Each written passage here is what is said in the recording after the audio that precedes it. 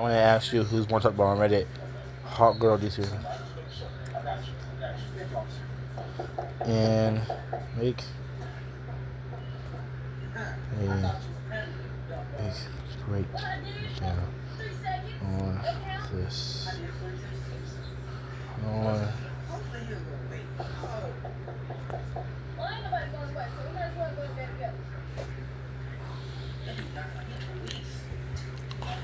give him a while, y'all. Oh, wow. Probably very close to the Teen Titans world. That's a great question that dives into how different types of media influence a character's popularity. Based on discussions and common threads on Reddit, DC Raven appears to be the more talked about and generally more popular character, primarily driven by her exposure in animated media. Here is a big breakdown of why this is the case on Reddit. The popularity contest, Raven vs. Hawkgirl. Character. Key media impacting Reddit popularity. General sentiment / reasons for discussion. DC Raven. The Teen Titans, 2003. Animated series and Teen Titans Go. Highly popular, especially among those who grew up with the cartoons. Discussions often focus on her goth / emo aesthetic, complex and tragic origin story, Trigon, her powers, and shipping, especially with Beast Boy. Yeah. Hawkgirl, the Justice League / Justice League Unlimited animated series, popularized as a strong, non-traditional member of the Justice League by the DCAU. Recent discussions are heavily focused on her live-action debut in the new DCU, her confusing multiple comic book origins, Kendra vs. Shiera, and comparing her to Hawkman. Why Raven dominates the discussion? Raven's popularity on Reddit and general fan culture seems to be driven by a few powerful factors. The Teen Titans Effect, 2003. This is the single biggest Teen Titans Effect. What? Factor. The Teen Titans animated series made Raven a breakout character. For many, this was their first or most consistent exposure to her, solidifying her personality, brooding, sarcastic, deeply empathetic, and aesthetic, goth / emo, which resonated strongly with the show's audience during the early 2000s. The relatable tragic... Hey, so 2000 we was all goth and emo, what are you trying to say to us? Past. Her struggle to control her demonic heritage and her complicated relationship with her father Trigon offers a rich, character-driven story. This emotional depth and her internal conflict are frequent topics of discussion, with fans often feeling a strong connection to her persona. A lot of you guys have issues with your dad. Sure, your dad's not a giant demon taking over the world. You gotta battle him out with your powers and your 5 friends and their unique skills. Well, three others with powers, and then the other one with money and with gadgets and combat and leadership. Team presence. Since her introduction in the 1980s New Teen Titans, Raven has been a core, indispensable member of the Titans, ensuring her consistent presence in comic runs and adaptations. She is often considered the most hopeful Titan, despite her dark background. Character archetype. Really? She fills the unique niche of the powerful, dark, but ultimately good magic / empathic user within the DC universe, leading to discussions about her underutilized power level and potential as DC's Jean Grey. Why Hawkgirl But ever Jean Grey, you suck. Is a focus of different discussions. Hawkgirl, both Shiera Hole and Kendra Saunders, is certainly popular, but her Reddit discussions tend to be focused on different, often more specific topics. The DCAU legacy, her definitive portrayal in the Justice League and Justice League Unlimited animated shows, is her main source of popularity. Fans frequently praise her fierce warrior personality, her compelling secret agent / alien arc, and her role as a foil to the other League members. Live, action focus, current. A significant portion of recent Hawkgirl conversation revolves around her inclusion in the new DC cinematic universe. This brings up intense debate over which version she is, Kendra Saunders versus Shiera Hole, trying to figure out which one. how her confusing multiple comic origins, alien versus reincarnation, will be handled, and her costume and performance. The Hawkman comparison. Discussions about Hawkgirl are often intertwined with her partner Hawkman. Reddit threads often ask why Hawkgirl is more popular, generally concluding it is because the DCAU gave her the better character arc and exposure.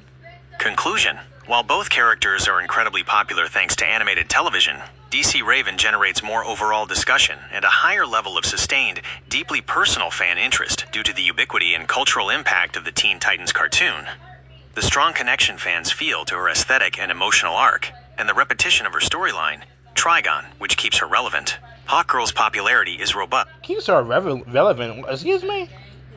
But her discussions are often more technical, focusing on her various comic origins, her historical role in the Justice League, and anticipation/critique of her new live action appearances. Would you like me to find some of the most popular Hawkgirl or Raven fan theories and discussion threads on Reddit? No, I'm good. Who flies?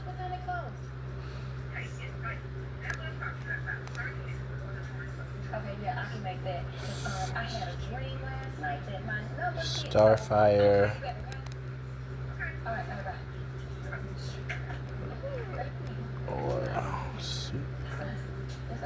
I'm curious, who's a faster flyer, Starfire or Supergirl? Oh, okay, of course she does. Screw you, Supergirl. Oh my gosh. That's another excellent DC question. The clear answer is that Supergirl flies faster than Starfire. While both characters possess the power of flight and can travel through space, Supergirl's Kryptonian physiology grants her a speed that consistently places her on a different power tier than Starfire. Here's the breakdown of why Supergirl is the clear winner in a race. The speed difference: Supergirl versus Starfire. Character: flight speed class. Key speed feats/context.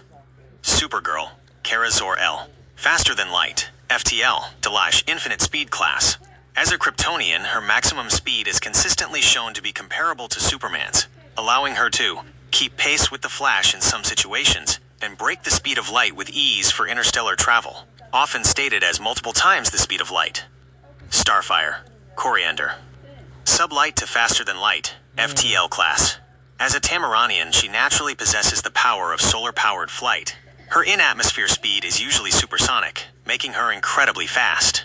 In space, she can achieve faster-than-light speeds to cross star systems, but this often requires immense effort and leaves her drained. Supergirl's Kryptonian advantage: Supergirl's powers come from absorbing and processing the yellow sun's energy, which grants her 1. Superspeed. This applies to her reaction time, running speed, and flight. She can consciously accelerate to incredible levels, giving her a massive combat advantage over opponents who don't possess superspeed. Yeah. 2. Near limitless endurance. When flying across the galaxy, she can maintain her top speeds for vastly longer periods than almost any other non-speedster. Her top speed is routinely shown to be in the multiples of the speed of light. Starfire's Tamaranian limitation. Starfire's powers are also solar-based, but her speed is usually seen as a function of her flight, not a separate, dedicated superspeed power like a Kryptonian's. Atmospheric limitation. While she is fast in an atmosphere, easily supersonic, she doesn't possess the speed force connection or friction-defying aura of Kryptonians/Flashes, meaning there's a practical limit to how fast she can go before her momentum and the atmosphere itself become a severe danger to her and the surrounding environment. Stamina cost. While she can fly at faster than light speeds in deep space, it's often depicted as a Hang on. Hey man, that ad ain't gonna be able to skip for a while. significant exertion, sometimes leaving her weakened or in need of a long recovery period. For Supergirl, FTL flight is a standard travel method. In short, Supergirl's maximum sustained flight speed is in a league far beyond Starfire's. Would you like to compare their strength and durability next, or ask about another DC power comparison? Nope, I'm good. No, I'm good, trust me. He'll be okay. He might find better. But look at that. Probably not, but check his order. No, you do it. Bro, I'm not getting up, so go away.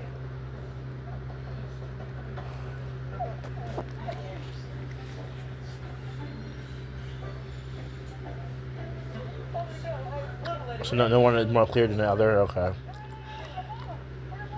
That is a fascinating question, as both iShowSpeed and Kai Cenat have uniquely creative and successful approaches to content creation. Instead of declaring one as more creative overall, it is more accurate to break down the style of creativity each one excels at. Creative styles of iShowSpeed and Kai Cenat. Creator. Core creative style. Focus and execution. iShowSpeed. Agent of Chaos/raw, unfiltered spectacle. Oh, wow. His content is driven by unpredictability, high energy reactions, especially to gaming and football/soccer, and his unique, often memeable persona. His creativity lies in his ability to be an unfiltered, unpredictable, and endlessly memeable force who turns simple streams into viral moments of chaos and raw energy. He has also branched into viral music tracks. No thanks. Kai Cenat. Structured live entertainment collaborative storytelling. His content is focused on turning streams into unscripted reality TV with high-level production value.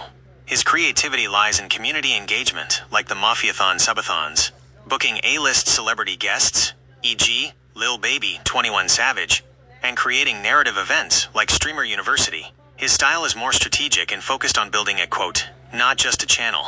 iShowSpeed's creativity, raw energy, and virality. So Speed's all over the place, and Kai is like, well, he got some order to him. He got some order. iShowSpeed's content is a masterclass in spontaneous virality and high-octane performance. The unfiltered persona, his authenticity and willingness to let his intrusive thoughts win creates a constant stream of pure gold for meme culture. His consistency in this chaotic persona is a deliberate act of creative branding. Global real-world escapades. He has successfully translated his high-energy stream persona into real-world adventures and spectacles, such as his viral trips to China and his global football/soccer fandom, creating authentic interactions that transcend his initial gaming niche. Physical comedy and athleticism.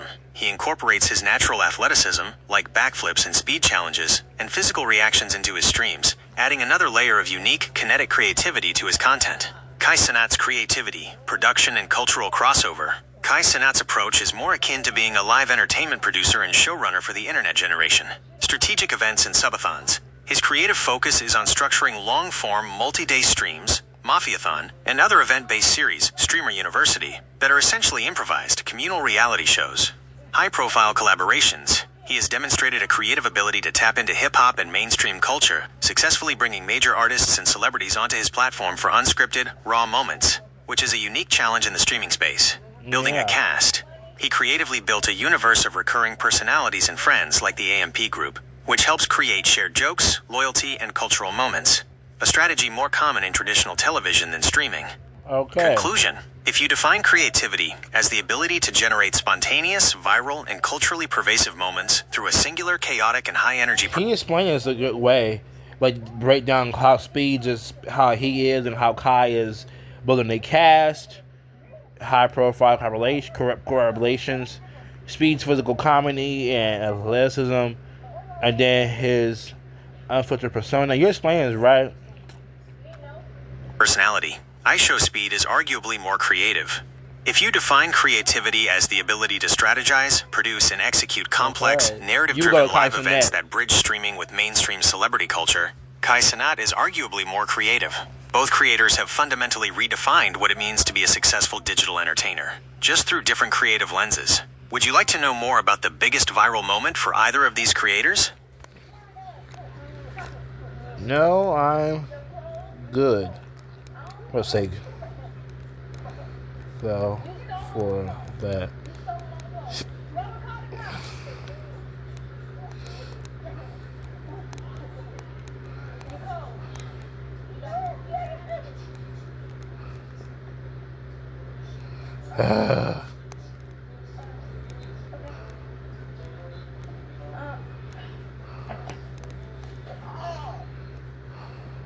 No, for you. You know, I just spell wrong. You should know what I'm talking about. AI.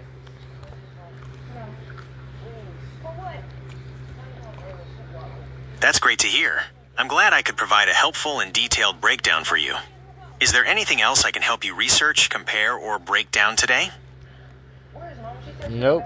See you later. Bye. Sounds good. Have a great day. See you later. All right, AI. See y'all.